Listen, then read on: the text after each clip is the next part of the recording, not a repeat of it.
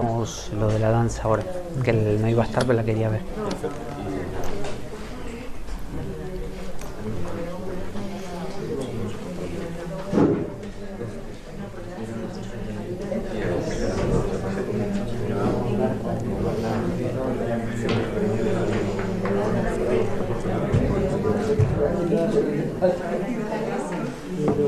Ponlo, si quieres ponlo ahí, así se escucha mejor. Igual en realidad se escucha de aquí, así que te digo más. Se ha grabado muy bien antes, se me han grabado fenomenal. Bueno, porque yo creo que debe grabar de aquí, o sea que donde quiera que esté se va a escuchar más o menos parecido. Ahí se ha escuchado muy bien antes, ¿sabes? Vale. Bueno. Muchas gracias por estar en este último fragmento. Y como es el último trocito, tenemos una hora ahora y media hora más tarde, pero con el intermedio del descanso. Entonces, también un poco para cortar, vamos a hacer después de esta hora una danza circular basada en la primera frase del Padre Nuestro, pero en arameo. Como es muy difícil aprenderse todo el Padre Nuestro en arameo, yo lo he intentado, cuesta bastante, no lo he logrado. Entonces, con la primera frase y la ayuda de Teresa y Marieta, vamos a hacerlo. Bueno, ¿os ha quedado alguna pregunta de lo que fuimos viendo hasta ahora? Muchas. ¿Como cuál, por ejemplo? Reflexiones, realmente muchas reflexiones personales, más que preguntas. Bien. Cómo incorporar esto en tu camino, cómo hacerlo vivencial en la vida cotidiana, cómo interpretarlo de una manera consciente, ¿no?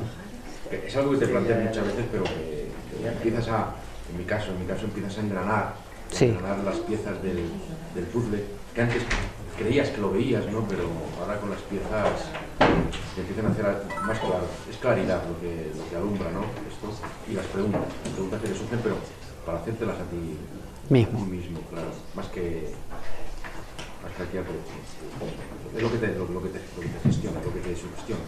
Bueno, si algo genera preguntas, ya es bueno. Sí, claro. Y dudas. Claro. Porque cuando uno lee un libro, ve una película o charla con alguien y sale igual que como entró, sí. Yo diría que cómo vivir este tipo de cosas con pasión. Y la forma de apasionarse es frecuentar. Porque ¿cómo se enamora uno de una persona? Bueno, un día te pasa por al lado y te da igual. Tú dices, ni me interesa. Otro día miras un poquito mejor, otro día, hola, ¿qué tal? Y empiezas a descubrir y cada vez te conecta más y llegas a un punto que tú dices, yo sin esta persona no puedo vivir. Bueno, esto es lo mismo. Si tú muy de vez en cuando le echas un ojo, no sé, sea a la Biblia o a estos temas, ¿no? Probablemente no te enamores de ellos y no signifiquen nada en tu vida. En cambio, si empiezas a frecuentarlos, resulta que son la base. Entonces, ¿habíamos quedado en esta? A ver. No, me parece que en esta. En esta. Habías terminado. La terminaste.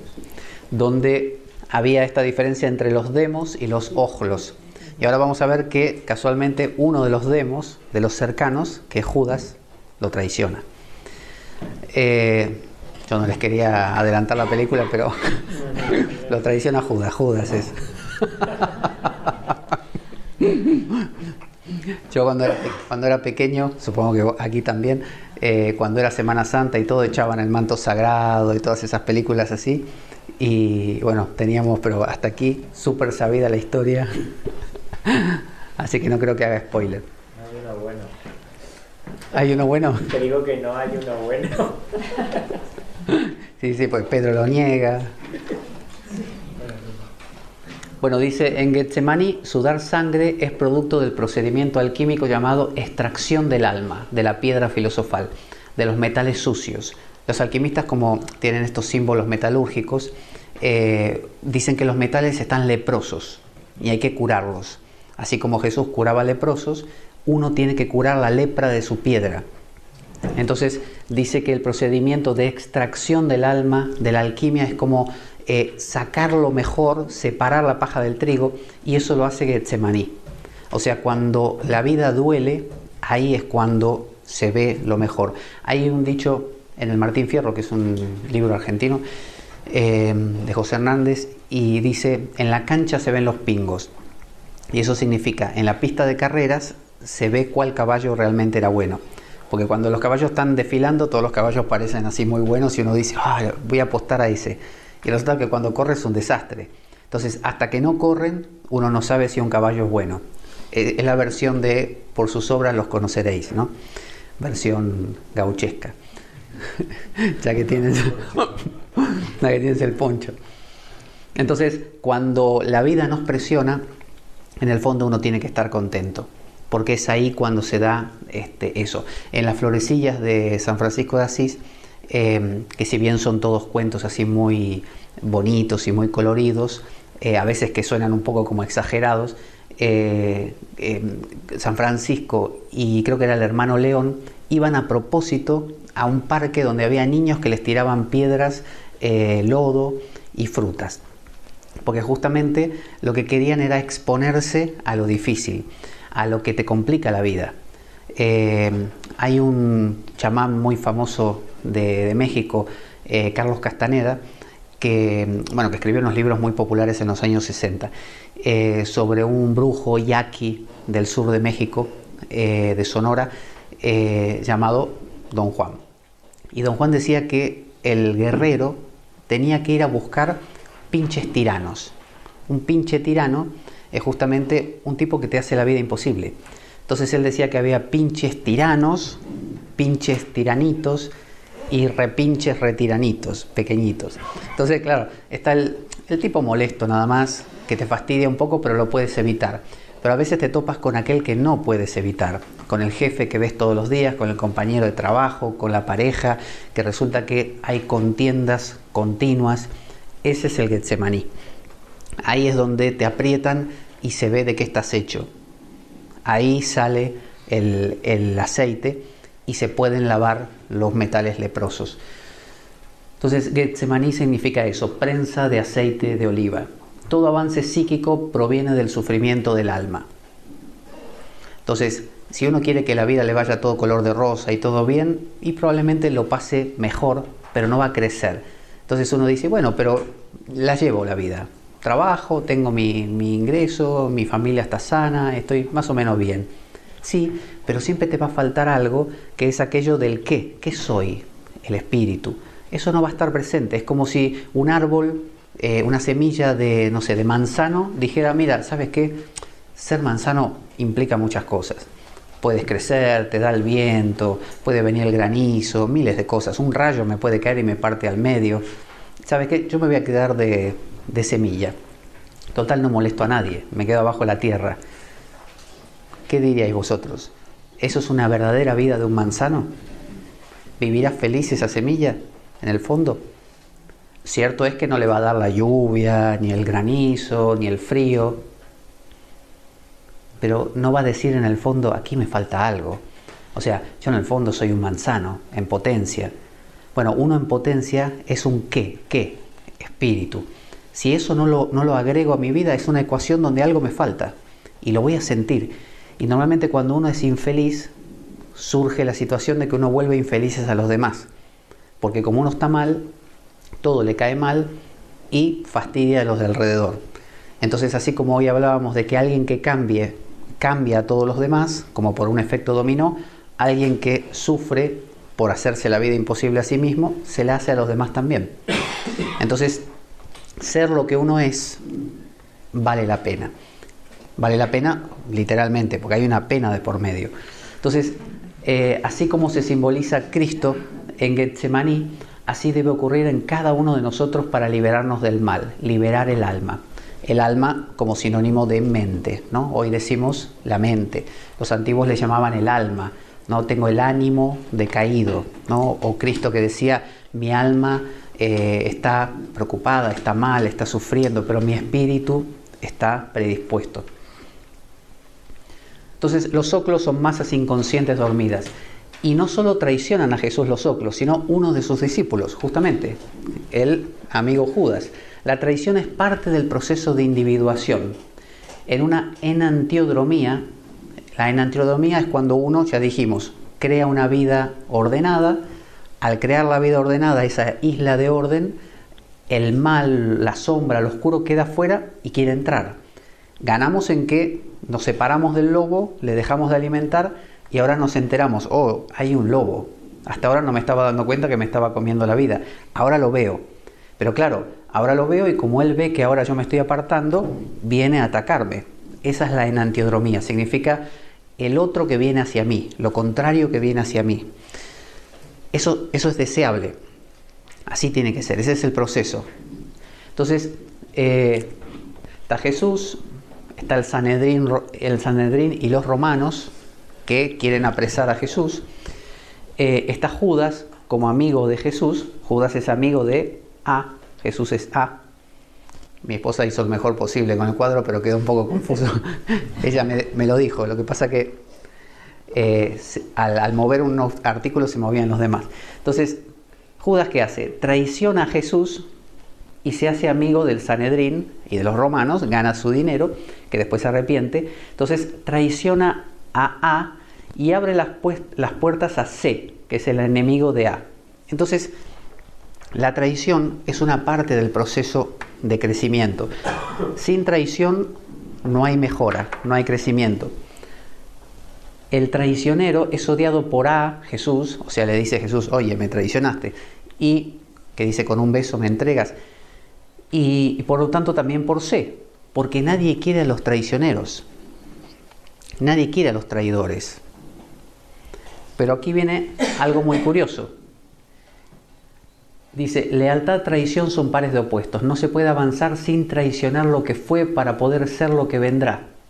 Esa frase la dice Oliver Montserrat, que era un gran teólogo, sacerdote, no sé si jesuita, pero la verdad un grande. Si pueden buscar por internet sus charlas, muy muy bueno. Y él decía esta frase, soy lo que seré cuando deje de ser lo que estoy siendo. Soy, ¿qué es lo que verdaderamente soy? Soy en lo que todavía no me he convertido. O sea, soy un proceso. Si yo doy un paso, por ejemplo, y no quiero soltar el pie de atrás, no puedo avanzar nunca. Me quedo estancado porque no quiero dejar de ser lo que estoy siendo. Pero si yo levanto el pie de atrás y dejo de ser lo que estoy siendo, empiezo a ser lo que seré, ¿no? Hacia lo que voy. Entonces, si yo saco el pie de atrás, estoy traicionando lo que era. Entonces, la traición es el principio del cambio. De la misma manera que la corrupción es el principio del cambio. Hay una teoría del cerebro de un neurocientífico llamado Gerald Edelman, que también trabaja con un italiano, pero no me acuerdo el nombre, y habla de la degeneración neuronal, que las neuronas o el cerebro o el funcionamiento cerebral necesita degenerarse y corromperse. Es decir, si yo tengo la misma idea siempre, no cambio. Necesito que se me corrompa esa idea, que se desarme un poco para obligarme a armar una nueva y mejor. Esa es la idea de la evolución. Entonces, si yo realmente quiero cambiar en mi vida, necesito traicionarme. Si yo digo, no, pero mira, estoy muy bien, ahora soy un meditador. Tengo mi carne de meditador, soy un meditador, me va bien, no quiero tocar nada. Bueno, te quedaste estancado. De ahí no vas a salir. Porque estás con el pie de atrás que no lo quieres soltar. Entonces ya no caminas. Y en realidad, el cristiano, ¿no? O el espiritual de cualquier religión es un nómada. No hace tienda. ¿Vieron cuando en el monte Tabor está la transfiguración y Pedro le dice a Jesús, ¿quieres que construyamos unas tiendas para ti, para, no me acuerdo si era Abraham, Elías, y Jesús le dice, no, como diciendo, ¿de qué estás hablando? Tienda, si esto es un proceso, esto es dinámico, ¿cómo tienda? Entonces, nosotros queremos no traicionarnos, quedarnos siempre en lo mismo. Se trata de al revés, de decir, no, basta. Era fantástico, ya sé, meditar de esa manera, pero ya se acabó. Ahora viene otra cosa, y otra cosa, y otra cosa.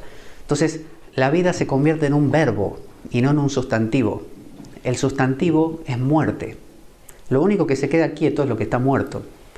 Cuando uno dice, mira, se mueve, quiere decir, sigue vivo. se mueve, respira, mueve la plantita, creció, le salió un brote. Si no pasa nada, uno dice, es una piedra eso, está muerto. Entonces, se trata de traicionarse. Entonces este Judas que nos traiciona, en última instancia es esa duda que aparece y dice, esta forma que estás llevando con la meditación, este enfoque que estás teniendo, ¿no será un poco obsoleto ya? No hará agua por muchos sitios. Y uno dice, ojo, Judas, no me vengas a querer traicionar. Pero esa traición es la que me obliga a mí a replantearme todo y a morir. Judas es el que le dice a Jesús, yo te doy una mano para que mueras. Porque Jesús está diciendo todo el tiempo, me tengo que ir, porque si no van a hacer de ¿no?, un Dios. Y no, se trata de que venga el Paráclito, el Espíritu Santo, para que cada uno haga las obras que yo hago y más grandes también. Entonces, entre comillas, diríamos, hay que matar, como hay un dicho budista, que el Buda le dice a sus discípulos, si se encuentran al Buda por el camino, mátenlo, ¿no? Con el riesgo de que algún loco lo tomara literalmente y lo matara a él. Pero bueno, por suerte no le pasó así, aunque tenía un primo de Devadatta que lo trataba de matar todo el tiempo. Sí, le tiraba rocas de un despeñadero, le emborrachaba un elefante.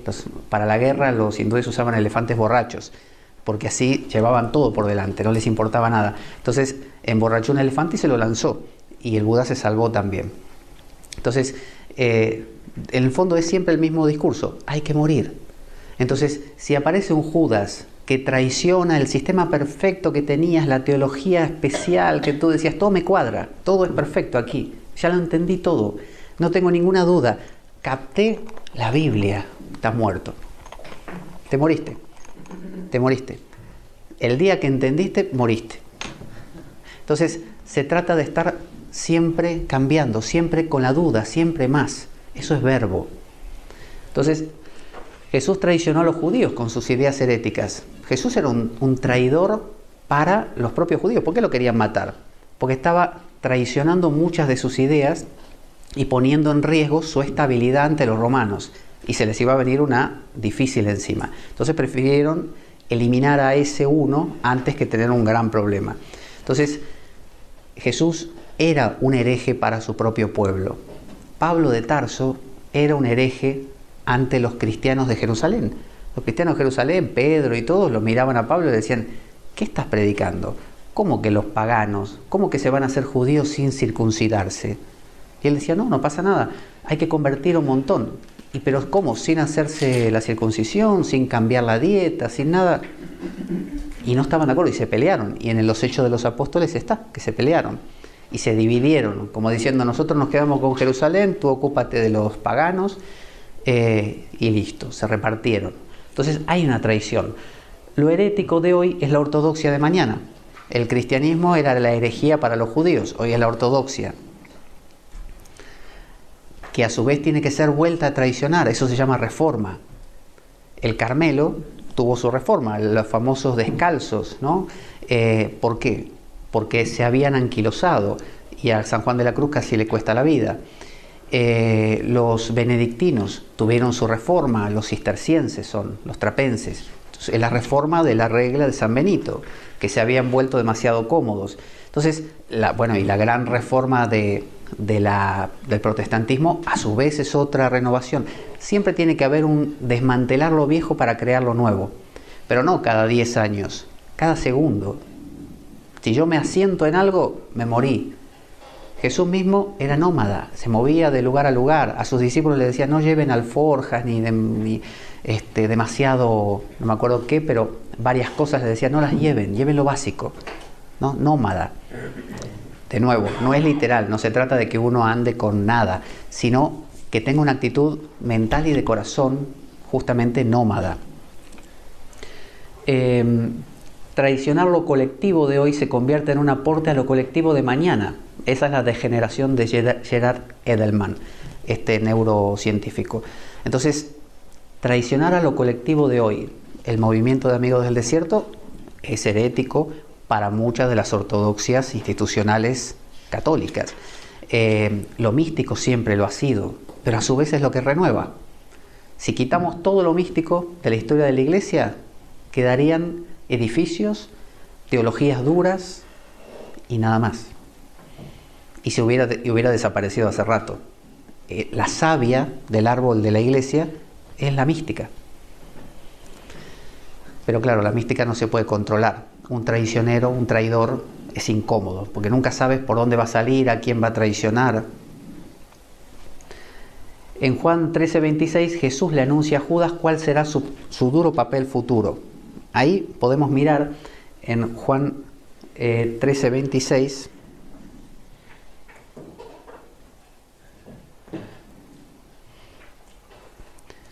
Le responde Jesús: es aquel a quien dé el bocado que voy a mojar. Porque le preguntan, Simón Pedro le hace una seña y le dice, pregúntale de quién está hablando, ¿no? A Juan. Y Juan, recostándose sobre el pecho de Jesús, le dice, Señor, ¿quién es? Y Jesús le responde, es aquel a quien dé el bocado que voy a mojar. Y mojando el bocado lo toma y se lo da a Judas, hijo de Simón Iscariote. Y entonces, tras el bocado, entró en él Satanás. Jesús le dice, lo que vas a hacer, hazlo pronto. Aquí hay toda una teoría que uno puede jugar con esto de manera simbólica. Hay un evangelio apócrifo llamado el Evangelio de Judas, donde la figura de Judas se exalta como el que le ayuda. Que de hecho en la película La Última Tentación de Cristo, Judas es el más cercano a Jesús porque es el que lleva a cabo la tarea que no es grata. Entonces le dice, mira, te tocó a ti, aquí mojé el pan, a ti te toca. De todos los que estáis aquí, tú eres el encargado de ir ante los romanos o el Sanedrín y hacer todo esto. ¿Por qué? Porque tiene que cumplirse. Yo tengo que morir y no me están viniendo a buscar. Así que ve a hacer de puente. Y Judas, bajo esta perspectiva, habrá dicho, ¿por qué? ¿Por qué voy a hacer esto si estamos bien? Y Jesús quizá le dijo, porque hay que hacerlo, porque tengo que morir. Tengo que ser el Mesías sacrificado de Isaías. Entonces, necesitamos un Judas todo el tiempo dentro nuestro, alguien que traicione las ideas fijas que tenemos para que vuelva a surgir algo nuevo. Quizá ahora lo veáis con más cariño a Judas. Dime. No termino de ver esta palabra que es un poco cruda de traidor, que tengamos que ser traidores. ¿No hay otra palabra que puede definir lo mismo sin ser tan dura? Pasa que como no nos gusta que algo todo está inclinado a construir y a mantener. Nos gusta iniciar y nos gusta mantener, pero no nos gusta disolver. Entonces todo lo que implique disolución lo vemos como negativo.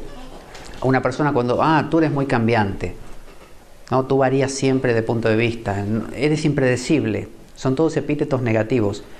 Contigo todo es incierto, eso no gusta. Entonces el traidor, en la Trinidad hindú pasa lo mismo. Brahma es el creador, es un señorito inglés creando. Vishnu es el conservador, es el ídolo de todos porque se encarna como Krishna, como Rama, salva a la humanidad. Y Shiva es un proscrito, es el que disuelve, el que cambia, está en las montañas, se viste con ceniza en el cuerpo, con serpientes, todos lo miran mal. Siempre el que disuelve es el que desagrada. Aquel dicho romano, Roma no paga a los traidores. Bueno, Roma quizá está fundamentada en la estructura. Roma es el ejemplo de lo estricto. Fíjate que sus legiones, ¿no? Y sus parámetros son todos muy marcados. Sus legiones tenían el mejor entrenamiento, el testudo famoso ese que armaban, estaban uniformadísimos. Era el ejército mejor preparado de su época y con mejores estrategias. Los romanos eran como los japoneses de hoy, perfectos. Tomaban ideas de todo y la volvían estructura. Pero no podían evitar que su sombra apareciera igualmente y tenían gran corrupción, tenían asesinatos y luego tuvieron los bárbaros mismos que fueron lo que colapsó el imperio después.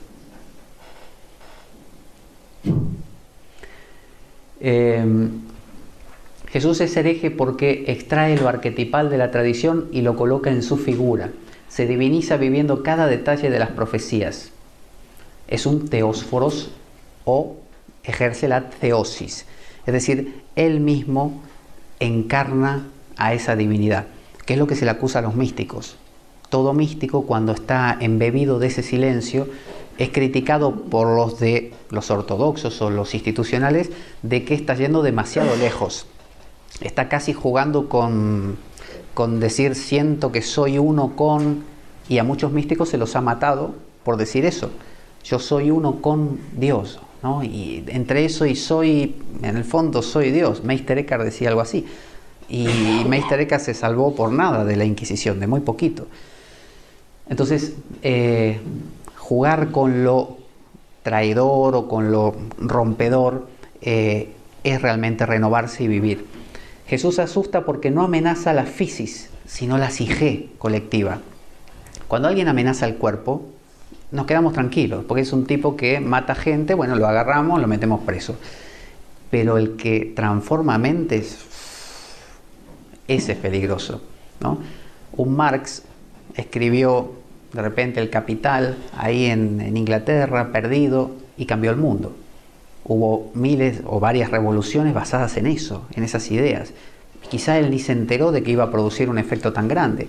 Entonces, de la misma manera, a veces hay ideas como la de, en este caso Jesús, que estaba sembrando ideas muy complicadas, ¿no? Entonces era un transformador de mentes, ¿no? Transformar mentes. Por eso hacer cambios corporales, si yo mañana me visto con una ropa de una manera o de otra, o me persigno para la derecha o para la izquierda, no va a cambiar mucho. Pero si yo cambio interiormente, o lo que digo cambia a otros, eso sí es para algunos subversivo, porque no puede controlarse. Jesús plantea la realidad de la psique, de la mente, como realidad cotidiana, humana, pero los ortodoxos la plantean como una hipóstasis metafísica. Es decir, Jesús te dice, tú eres hijo del Padre y grandes cosas harás tal como yo, inclusive más grandes que yo. Y va a venir el Paráclito, me tengo que ir para que venga el Paráclito, y el Paráclito sea el Espíritu Santo el que insufle eso que no se puede controlar, ¿no? Como los zorros tienen madrigueras, las aves tienen nidos, pero el Hijo del Hombre no tiene dónde posar la cabeza. Esa cosa incierta es para cada uno. En cambio, la institución hipostatiza.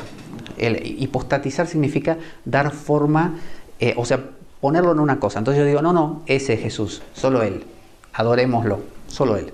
Nosotros no tenemos nada que ver con eso. Somos adoradores de Él. La visión mística es, no, eso mismo lo podemos vivir nosotros. Eso es revolucionario, porque hace que cada uno sea incontrolable. Cada místico tiene sus experiencias y dice, mira, yo sentí tal cosa, yo comprendí tal otra. Eso es incontrolable y molesta. Entonces Jesús era incómodo por esa razón, porque inspiraba cambios y actitudes muy centradas en cada individuo, valorando cada experiencia personal, mientras que la institución era, no, el templo de Jerusalén. Es el templo y el sumo sacerdote que está ahí, vamos en cada festividad, Yom Kippur y todo eso, vamos hasta ahí, hacemos los sacrificios y volvemos a casa. Dios está en el templo, ahí detrás del cortinado en el Sancta Sanctorum. Pero no, en tu casa no, está ahí. ¿Cómo va a estar en tu casa? Está en el Arca de la Alianza. Jesús dijo, no, momento. El Espíritu Santo va a bajar a cada corazón, a cada ser humano.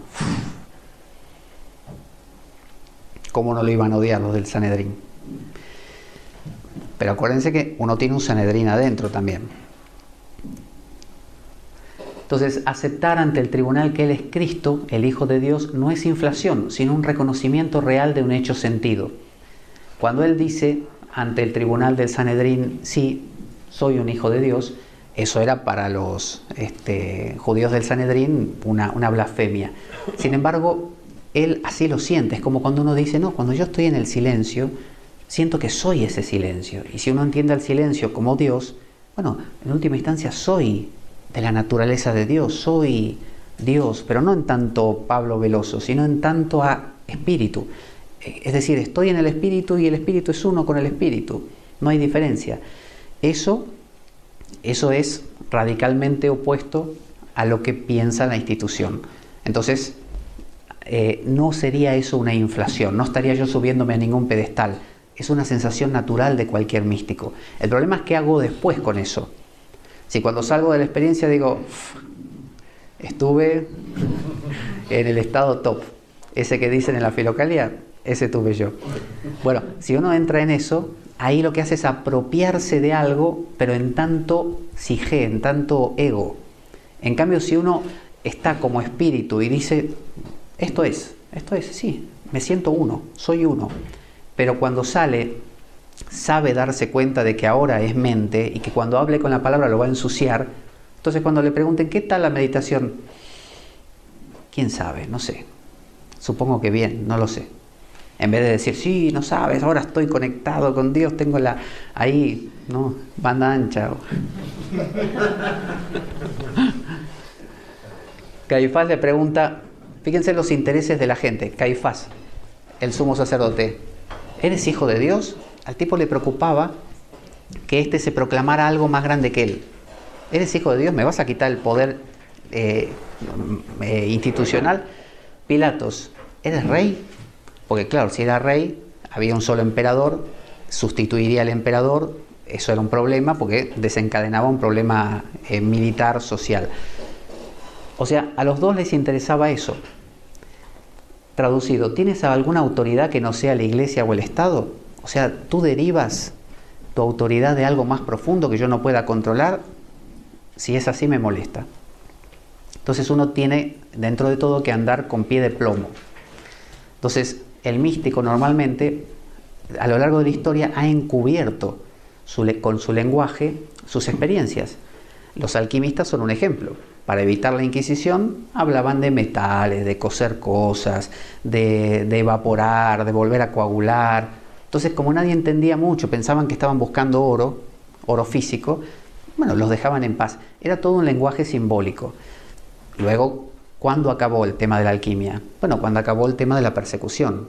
Ahí ya no hizo falta y la alquimia finalizó. Hoy en día, nadie persigue a los místicos, pero sí. Es decir, uno va a cualquier quizá parroquia donde hay gente que está acostumbrada simplemente a la adoración de una cosa hipostatizada, está ahí y uno dice, sí, pero yo entro en silencio y en el silencio comulgo con el misterio. Y dice, ¿qué estás diciendo? Si se trata de adorar el Santísimo o de la Eucaristía o de la serie de cosas que se hacen, pero no que se viven. Entonces a veces vale más callado. Padre Ramón me dijo, el Padre Ramón que antes estaba en Batuecas, me decía, para la gente que es así, mística, a veces vale más, sí, ir a la parroquia, hacer todas las cosas que uno hace, pero no decir nada, aparentar ser uno más, pero tener su propia manera de ver las cosas, que no es ni superior ni inferior. Hay que cuidarse también mucho de eso, porque si no uno cae en soy mejor que, cosa que no es así. Basta con que uno lo crea 5 minutos para que te pase algo que te demuestra que estás más abajo que el más bajo de todos. Después viene la flagelación y la burla. Aquí es cuando Mel Gibson hace su película y de esto hace un éxito. El proceso de transformación interior, la individuación, se expresa para nosotros, para el ego, como castigo, tormento, muerte y transfiguración. Es decir, ¿cómo vive un ego, ¿no? Una psique, una mente, todo este proceso? Mal. El espíritu está feliz, porque el espíritu siempre está dispuesto, es ese equilibrio. Pero la mente no, la mente siempre se va a resistir. Uno le va a decir, ¿qué hacemos? ¿Meditamos o vemos la tele? Y la mente va a decir, vemos la tele, siempre, el 99% de las veces. La única vez que pudo haber dicho vamos a meditar es porque se equivocó o algo así, o estaba distraída. Siempre el espíritu es el que está solícito, la mente no. Entonces la mente lo vive de esa manera. Entonces cuando vemos la imagen de Jesús, que le pegan, que lo torturan, que carga la cruz, es la sensación de una mente llevando la ardua tarea de entregarse al espíritu. Entonces, tortura y humillación, en la alquimia se llama mortificatio, la mortificación, que viene de morir, que te maten, mortificarte. Fíjense que los monjes medievales usaban mucho la mortificación. Todos estos flagelos tienen que ver con mortificarte. Es un memento mori. acuérdate que vas a morir, memento mori, memento mori. Eso es como el Eclesiastés, que dice vanidad de vanidades, todo es vanidad, todo es correr tras el viento. Es decir, está hablando de que le estamos dando demasiado valor a cosas que no lo tienen. Entonces, te muestra cada vez que uno se entrega a ese espíritu, cómo hay una sensación de desasosiego, de que me le están lastimando, me están desgarrando a pedazos, me están quitando todas mis estructuras. Tortura y humillación. Dice, son cosas comunes cuando el ego experimenta al sí mismo. Job experimentó a Dios. De hecho, al final, les hago spoiler del final también, al final Job le dice a Dios, antes te conocía de oídas, pero ahora te he visto. Ahora te he visto. Antes me habían contado, ahora te vi. Pero ¿qué le pasó para poder verlo a Dios? De todo, de todo. No le pasó nada bien. Bueno, esto es la mortificatio. El proceso es un proceso de dolor. El ego debe ser relativizado para hacer espacio al sí mismo. Si yo tengo un ego como una casa de grande, no hay espacio para Dios. Hay un cuento que un hombre muere, va al cielo, digamos, y toca la puerta del cielo. Y de adentro preguntan, ¿quién es? Y el fulano dice, Juan Pérez. No, dice, váyase. Entonces da unas vueltas por ahí, por la zona, vuelve, toca de nuevo, ¿quién es? Juan Pérez, otra vez. No, váyase. Así como 3, 4 veces. Hasta que el tipo reflexiona y la siguiente toca otra vez, ¿quién es? Tú. Dice, pasa. Y entró. Es decir, mientras era Juan Pérez, no entraba. Cuando dejó de ser Juan Pérez, entró. Porque lo que entra no es la psique, la mente, es el espíritu. El espíritu va al espíritu. Si uno quiere entrar a la meditación como yo, ¿no? Como diciendo, yo hago el esfuerzo, no funciona. No funciona, porque el espíritu no maneja ese lenguaje. El encuentro con el sí mismo trae consigo a la sombra, la cual es una dolorosa humillación. 1 o 2 días antes Jesús se había echado a los cambistas, él como puro, los echó, ¿se acuerdan que él era el super santo y echó a los cambistas, no sé qué? Y ahora se le vino encima la sombra, justamente. Ahora la impureza combatida le regresaba. Entonces, cuando uno está sufriendo ese peso, esa laceración, no solo es la laceración de sentirse desintegrado ante lo más grande que es Dios, por eso ese temor de Dios, sino también es el darse cuenta lo ínfimo que uno es. O sea, no solo es ver lo grande y decir, es demasiado grande, sino lo que conlleva, no soy nada. No soy nada. Y inclusive, comparado con eso, yo tengo un montón de deseos, tengo unos lobos así de grandes, ¿no? Entonces, eso, traducido en un lenguaje metafórico, es que te hagan cargar una cruz, que te den con un látigo, que te pongan una corona de espinas, como diciendo, te creías rey, toma, una corona de espinas. Te creías rey, una túnica púrpura, ¿no?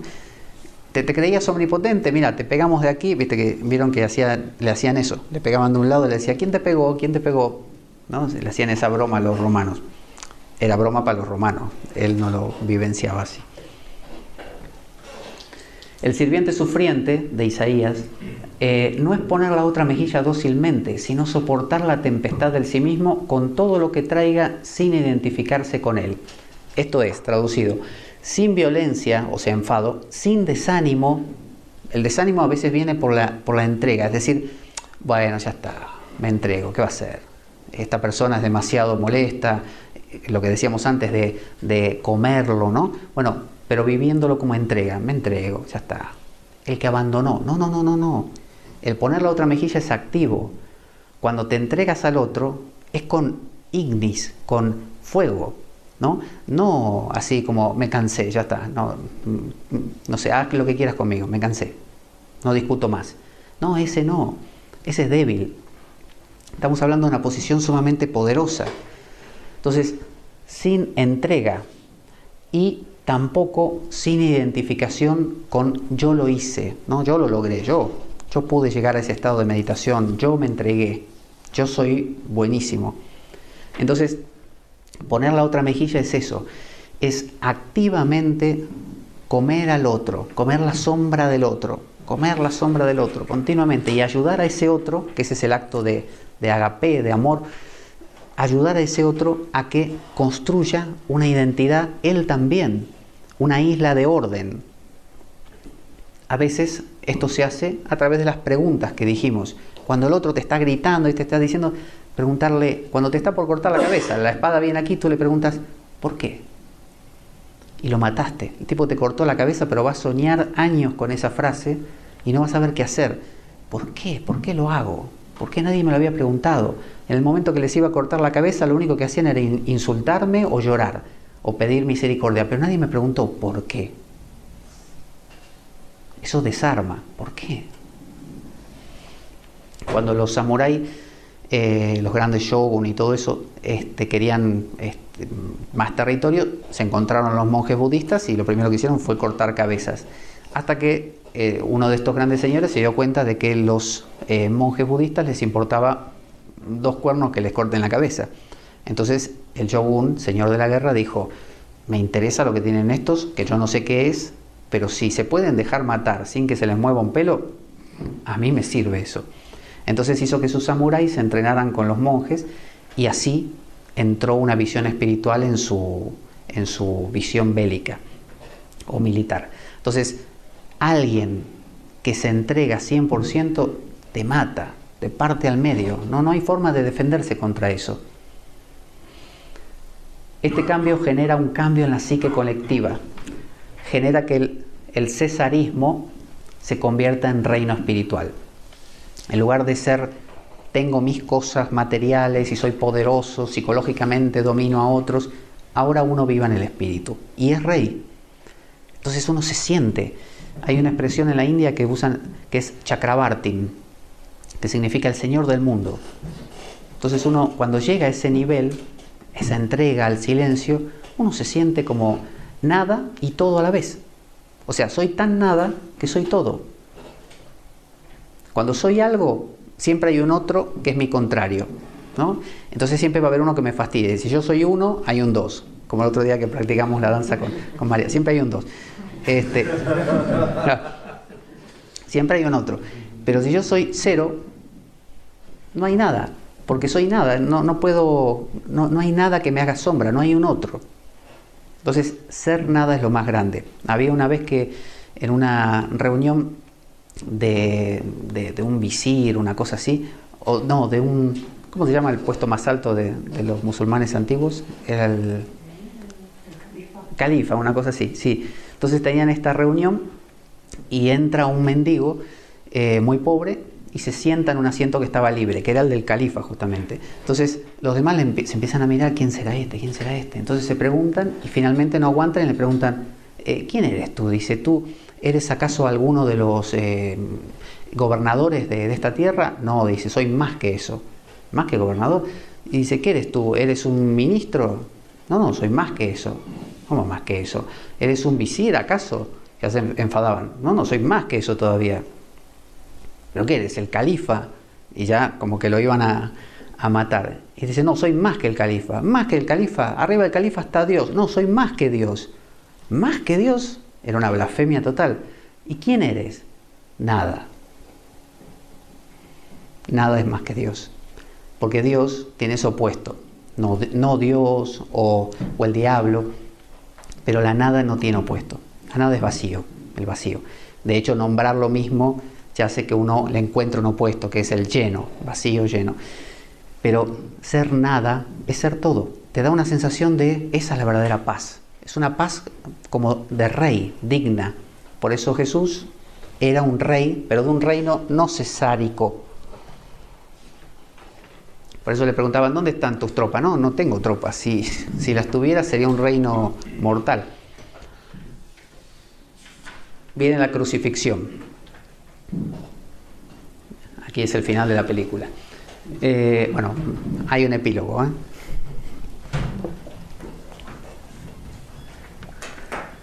Dice, la realidad del mal y su incompatibilidad con el bien crea partes irreconciliables que necesitan una suspensión, cruz. Es decir, yo me hice bueno, me esforcé por ser bueno, no bueno en el sentido moral, sino por esa excelencia, por ese orden, por esa estructura, cambiando siempre, ¿no? Con esto del nomadismo y todo, pero estoy en un punto de haber creado un cierto orden. Ahora, cuando eso pasa, el caos me viene a buscar. El caos dice, sí, pero hay más, estoy yo. De mí te olvidaste, soy el que era antes el lobo, ¿te acuerdas? Ese soy yo. Vengo a buscarte. Entonces, ahí es cuando uno tiene que crucificarse. Ahí es el final de la película, es cuando te encontró el otro. El malo lo encuentra finalmente al bueno y está la batalla final entre el malo y el bueno. Es tan fuerte que ninguno de los dos puede ganar, entonces queda como detenida la cosa. Y ahí está Jesús crucificado, pegado a la cruz. Entonces dice, son irreconciliables y necesitan una suspensión, cruz.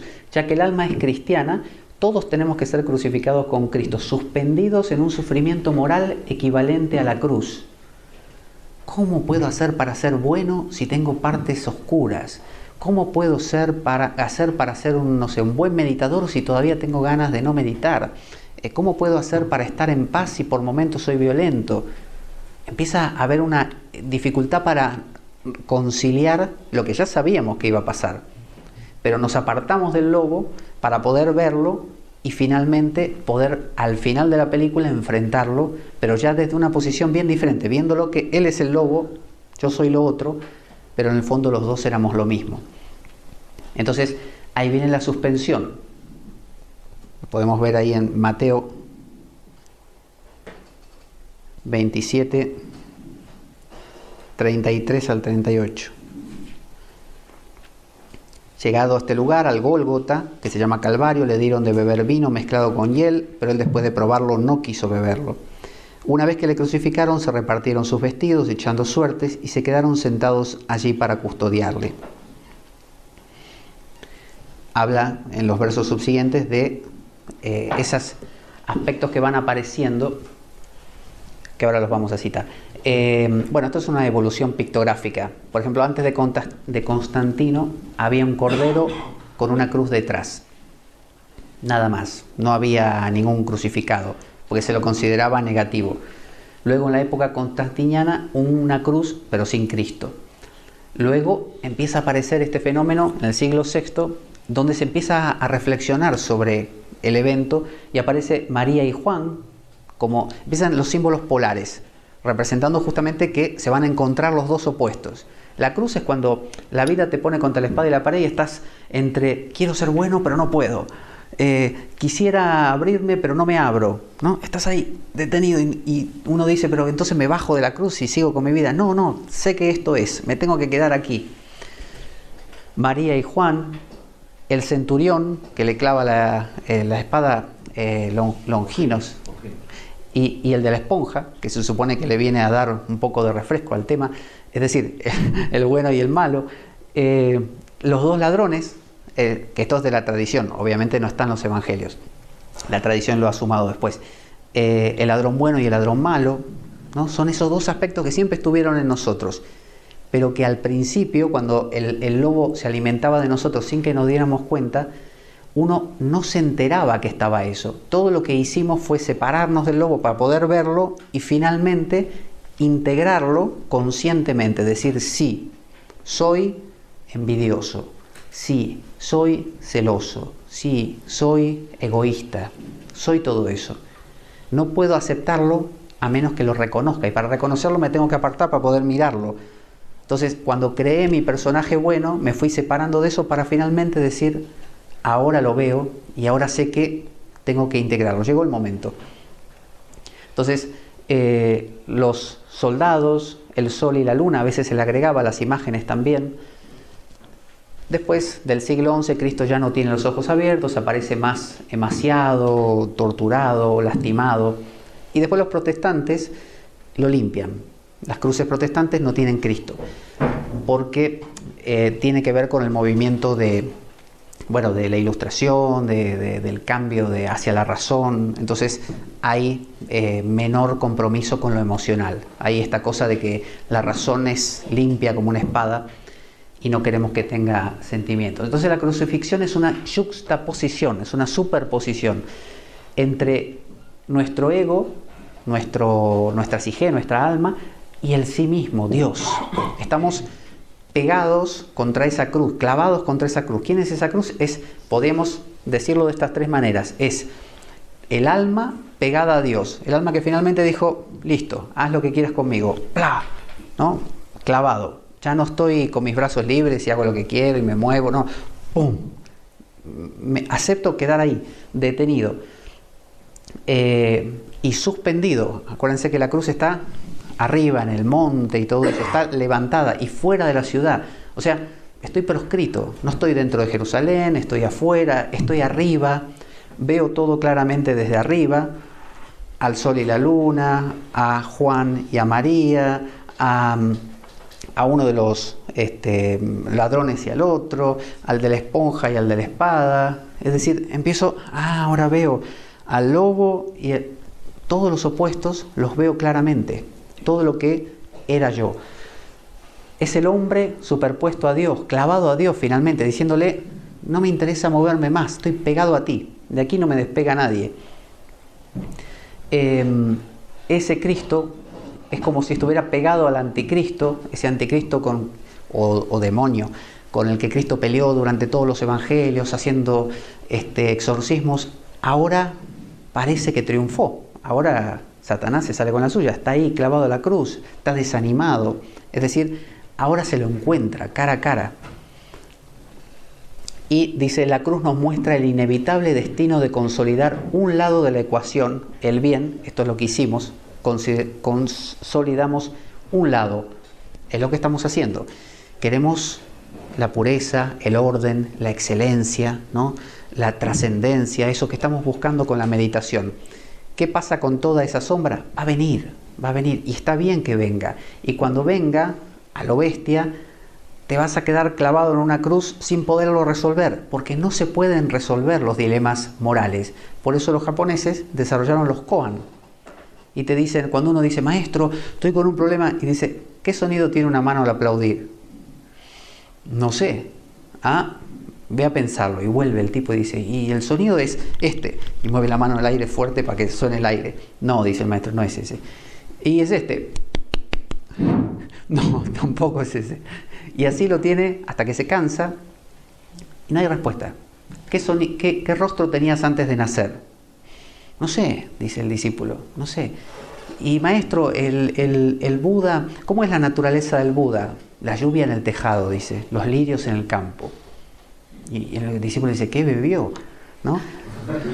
Pero el koan tiene como fin,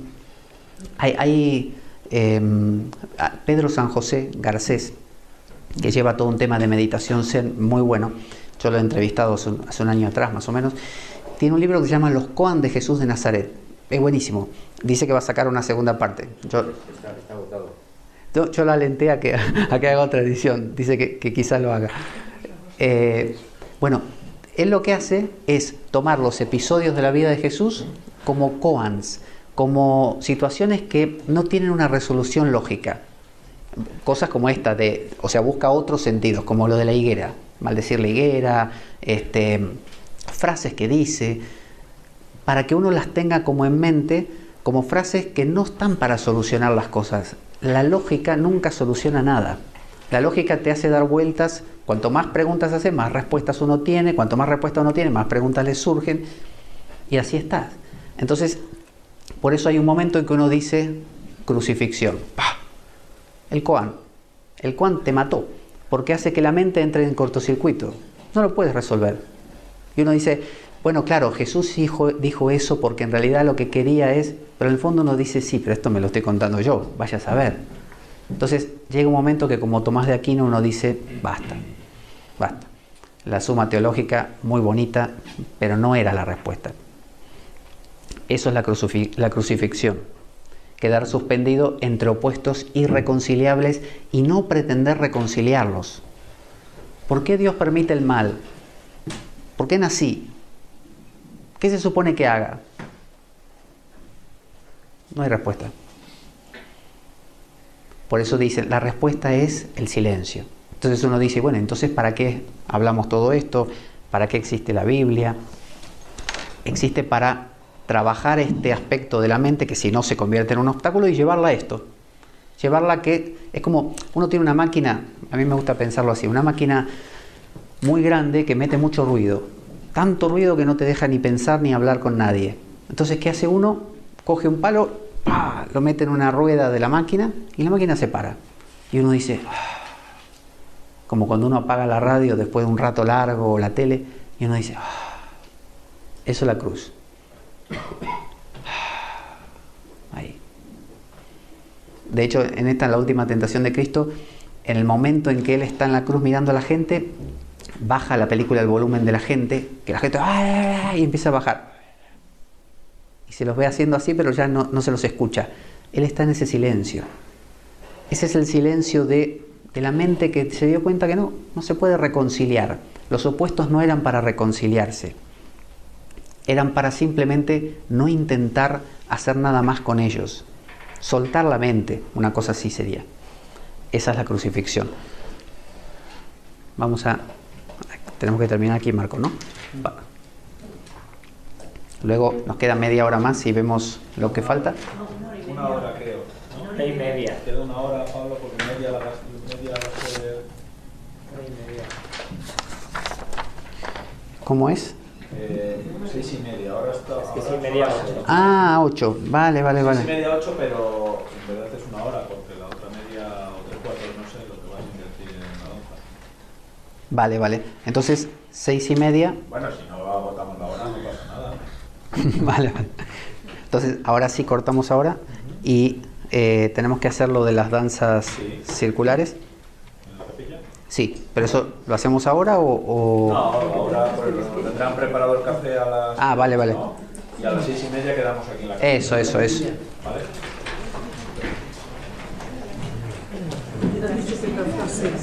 ¿Cómo? Soy lo que seré cuando deje de ser lo que soy. Sí, o soy lo que seré cuando deje de ser lo que estoy siendo. ¿Quién? Lo que estoy siendo. Ya, pero ¿de quién has dicho que era la frase? Antonio Oliver Montserrat. Yo esto le interpretaría de otra manera distinta a lo que lo han interpretado. Antonio Oliver Montserrat. Me parece muy bien que lo